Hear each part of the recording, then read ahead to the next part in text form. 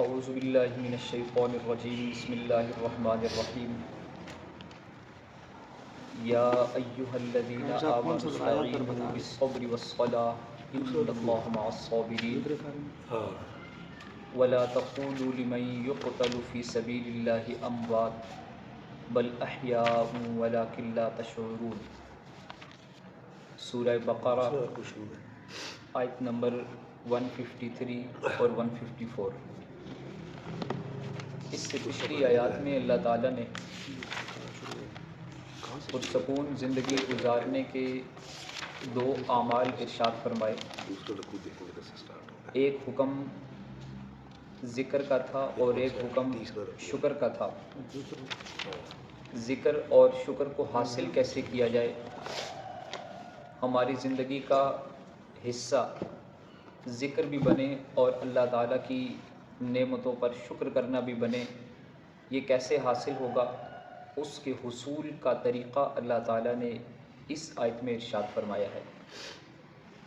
اللہ تعالیٰ نے اہل ایمان سے خطاب کرتے ہوئے ارشاد فرمایا کہ اے ایمان والو، اللہ تعالیٰ سے مدد طلب کرو، اور مدد طلب کرو صبر کے ساتھ اور نماز کے ساتھ۔ صبر شریعت میں کہتے ہیں کہ اپنے آپ کو اللہ کی عبادت پر کھڑا کر دینا۔ صبر شریعت میں کہتے ہیں اپنے آپ کو گناہ سے روک لینا، اور صبر شریعت میں کہتے ہیں کہ اللہ کی طرف سے جو حالات آئیں ان کا شکوہ اللہ تعالیٰ ہی سے کرنا، یعنی کہ ہم اللہ ہی کے ہیں اور اللہ ہی کی طرف لوٹ کے جانے والے ہیں، اور اللہ ہی سے ہم اپنی ساری جو بھی ہمارے حالات ہیں تو اللہ ہی کو ہم اپنے حالات سناتے ہیں، اور اللہ کی طرف سے حالات کو سمجھ کر ان کو برداشت کرنا۔ یہ تین حالتیں ہیں صبر کی۔ شریعت میں صبر کی کتنی حالتیں ہیں؟ تین۔ ایک ہے الصبر علی الاطاعہ، اللہ کی اطاعت پر صبر کرنا۔ دل نہیں چاہ رہا اٹھنے کا، اٹھیں، جی نہیں چاہ رہا جانے کا لیکن جائیے، جی نہیں چاہ رہا نماز پڑھنے کا، پڑھیں، دل نہیں کر رہا تلاوت کرنے کا، کریں، دل جی نہیں چاہتا روزے رکھنے کا، جیسے شوال کے 6 روزے ہیں، مسنون ہیں، بڑی فضیلت ہے ان کی رمضان کے بعد، جی نہیں چاہ رہا رکھنے کا لیکن رکھیں۔ شوال کی بھی 3 عشرے ہیں نا، 10 دن پہلے، 10 دن درمیان کے، 10 دن آخری۔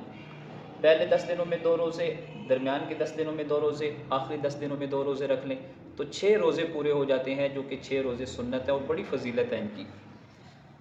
پہلا صبر ہے الصبر علی الاطاعہ، اللہ کی اطاعت پر صبر کرنا۔ دوسری صبر کی قسم ہے الصبر عن المعصیہ، برائی سے اپنے آپ کو روکنا۔ کوئی گناہ کا کام کرنے کا جی چاہ رہا ہے لیکن اپنے اوپر کنٹرول کر کے، ضبط پیدا کر کے، برداشت پیدا کر کے اپنے آپ کو اس جگہ سے، اس مقام سے، اس گناہ سے روک لینا صبر کہلاتا ہے۔ اور تیسری قسم ہے صبر کی کہ الصبر عن المصیبہ، مصیبت میں، دکھ کے لمحات میں، پریشانی کے حالات میں اللہ کی طرف سے انہیں سمجھ کر اس پر صبر کرنا، کیونکہ تقدیر پر ایمان ہمارا ایمان ہے۔ والقدر خیرہ وشرہ من اللہ تعالی والبعث بعد الموت، کہ ہم ایمان لاتے ہیں اس بات پر کہ اچھی اور بری تقدیر اللہ تعالیٰ کی طرف سے ہے، حالات اللہ کی طرف سے آتے ہیں، اچھے بھی اور برے بھی۔ تو یہ 3 انداز ہیں صبر کے، اور اس دنیا میں جس نے بھی ترقی کی ہے اس کا راستہ صرف اور صرف صبر رہا۔ انبیاء اور رسول نے صبر کیا، اللہ تعالیٰ نے ان کو بڑا آزمایا، وَزُلْزِلُوا، آزمائے گئے، حتیٰ یقول الرسول، یہاں تک کہ رسول پکار اٹھے، متی نصر اللہ، اللہ کی مدد کہاں ہے، اس قدر آزمائے گئے، لیکن انہوں نے صبر کیا تو اللہ تعالیٰ نے دنیا اور آخرت کی ساری کامیابیوں کو ان کے قدموں میں رکھا۔ انبیاء کے بعد جس نے بھی صبر کا راستہ اختیار کیا، اللہ تعالیٰ نے اس کو دنیا میں بھی کامیاب کیا، اور آخرت کی ہمیشہ کی کامیابیاں تو ہیں ہی ان کے ساتھ۔ دوسرا ہے والصلاۃ، اور نماز سے مدد حاصل کرو۔ رسالت مآب صلی اللہ تعالیٰ علیہ وسلم کی مبارک زندگی کا مبارک ترین عمل یہ تھا کہ جب بھی رسالت مآب صلی اللہ علیہ وسلم کچھ ناگوار حالات کو محسوس کرتے تو آپ صلی اللہ علیہ وسلم فوراً نماز کی طرف متوجہ ہو جاتے، فوراً نماز پڑھتے تھے۔ اور نماز کے متعلق آپ علیہ السلام نے فرمایا کہ قرۃ عینی فی الصلاۃ، نماز تو میرے آنکھوں کی ٹھنڈک ہے۔ حضور صلی اللہ تعالیٰ علیہ وسلم نے نماز کے ذریعے اللہ سے مانگنے کا انداز سکھایا۔ تو یہ دو طریقے ہیں اللہ کی مدد حاصل کرنے کے۔ استعینوا، مدد حاصل کرو تم سب، بالصبر والصلاۃ، صبر کے ساتھ اور نماز کے ساتھ۔ جو اس انداز میں صبر کرے گا تو اللہ کا وعدہ ہے کہ ان اللہ مع الصابرین، اللہ تعالیٰ صبر کرنے والوں کے ساتھ ہے۔ معیت اللہ کی اسے حاصل ہے۔ اللہ کی معیت بہت بڑی نعمت ہے اس کائنات میں، یعنی کہ اللہ تعالیٰ اس کے ساتھ ہیں، اس کے ہر حال میں اللہ اس کے ساتھ ہیں، ہر حال میں اللہ اس کو دیکھ رہے ہیں، ہر مشکل سے اس کو اللہ نکالنے والے ہیں۔ اللہ کی معیت۔ حضرت موسیٰ علیہ السلام جب بحر قلزم کے کنارے پہنچے تو ساتھ ان کے بنی اسرائیل ہے، پیچھے فرعون کی فوج ہے اور آگے دریا کی موجیں ہیں۔ تو قوم نے کہا، بنی اسرائیل نے کہا کہ اے اللہ کے نبی آپ نے ہمیں مروا دیے، پیچھے ہٹیں گے تو فرعون کے ہاتھوں مریں گے، آگے بڑھیں گے تو پانی میں ڈوب کے مریں گے، کوئی راستہ ہی نہیں ہے ہمارے لیے۔ موسیٰ علیہ السلام نے فرمایا کہ ان معی ربی سیہدین، میرا رب میرے ساتھ ہے، جب میرا رب میرے ساتھ ہے تو سیہدین، وہ مجھے راستہ دکھائے گا، ان حالات سے نکالے گا، میرے لیے کوئی مشکل نہیں ہے۔ ہم اللہ کو نہ بتائیں کہ ہماری مشکل اتنی بڑی ہے، مشکل کو بتائیں کہ ہمارا رب مشکل کشا کتنا بڑا ہے، اس کے سامنے کوئی مشکل نہیں ہے، وہ حل کرنا چاہے تو لمحوں میں حل کرتا ہے۔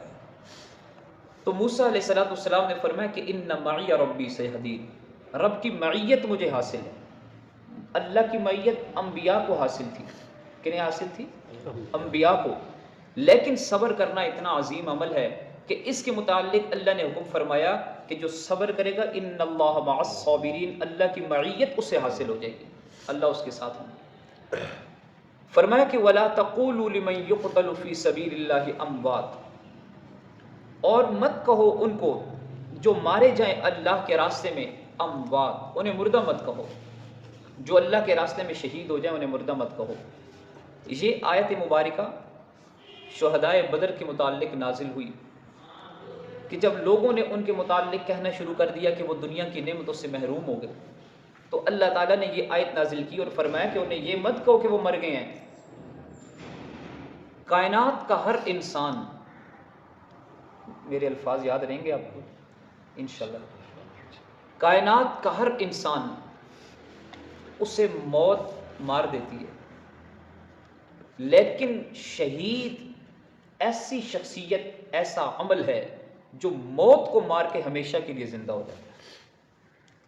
شہید ہونے والا مرتا نہیں ہے، ہمیشہ کے لیے زندہ ہے۔ تفسیر مظہری میں لکھا ہے کہ شہید کو اللہ تعالیٰ ایک ایسی زندگی عطا فرماتے ہیں کہ وہ اس زندگی سے وہ جنت میں گھومتا پھرتا، رزق اسے مل رہا ہے، کھاتا ہے پیتا ہے زندہ، لیکن اللہ تعالیٰ نے فرمایا کہ وَلَٰكِن لَا تَشْعُرُونَ، اس کی زندگی کا شعور تمہیں نہیں ہے، اس لیے کہ وہ ایک ایسے جہان میں زندہ ہے جس جہان کا ادراک ہمیں نہیں ہو سکتا، ہم اس جہان کو سوچ ہی نہیں سکتے۔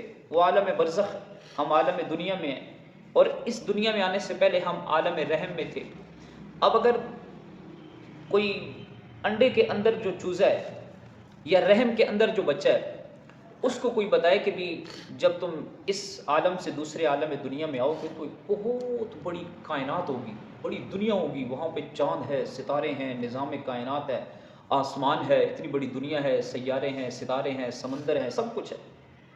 تو جیسے رحم میں بچے کو یہ ادراک نہیں ہو سکتا کہ اتنی بڑی کائنات، وہ سوچ بھی نہیں سکتا، بالکل اسی طرح عالم دنیا میں اس چیز کا بھی ادراک نہیں ہو سکتا جو عالم برزخ کے حالات ہیں۔ اس لیے اللہ تعالیٰ نے فرمایا کہ وَلَٰكِن لَا تَشْعُرُونَ، شہید کی زندگی، شہید کی حیات کے متعلق اور شہید کے رزق کے متعلق تم تصور ہی نہیں کر سکتے، سوچ ہی نہیں سکتے۔ تمہارے شعور کی جو بلندی ہے وہ ایک لیول تک ہے، اس سے اوپر پرواز نہیں ہے۔ ہماری نگاہ کی خاص حد ہے، اس سے آگے دیکھ نہیں سکتے، تو اسی طرح ہماری عقل کی بھی خاص حد ہے، اس سے آگے سوچ نہیں سکتے۔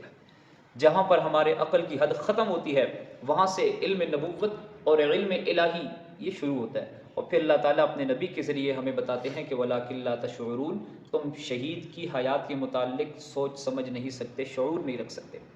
دیکھیے جی، یا ایھا الذین آمنوا، اے وہ لوگو جو ایمان لائے ہو، استعینوا، مدد حاصل کرو تم سب، بالصبری، صبر کے ساتھ، با کا مطلب ہے ساتھ، بالصبری، صبر کے ساتھ یعنی صبر کے ذریعے، والصلاۃ، اور نماز کے ذریعے، ان اللہ بے شک اللہ تعالی مع الصابرین صبر کرنے والوں کے ساتھ ہیں. ولا تقولوا اور نہ کہو تم لمن ان کو جو یقتلوا مارے گئے قتل کیے گئے فی سبیل اللہ اللہ کے راستے میں، کیا نہ کہو انہیں تم اموات انہیں مردہ مت کہو، اس لیے کہ ان کی موت کا ہر انداز ہی جدا ہے. شہید کا جو خون ہے، شہید کے جسم پر جو لباس ہے، اس کو بھی اس سے اتارنے کا حکم نہیں ہے.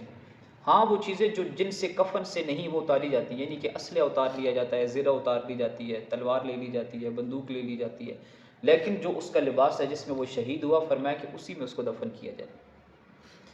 اس کو مردہ مت کہو، کیوں؟ اس لیے کہ بل احیاء بلکہ وہ زندہ ہیں، ولکن لا تشعرون لیکن تمہیں ان کی زندگی کا شعور نہیں ہے.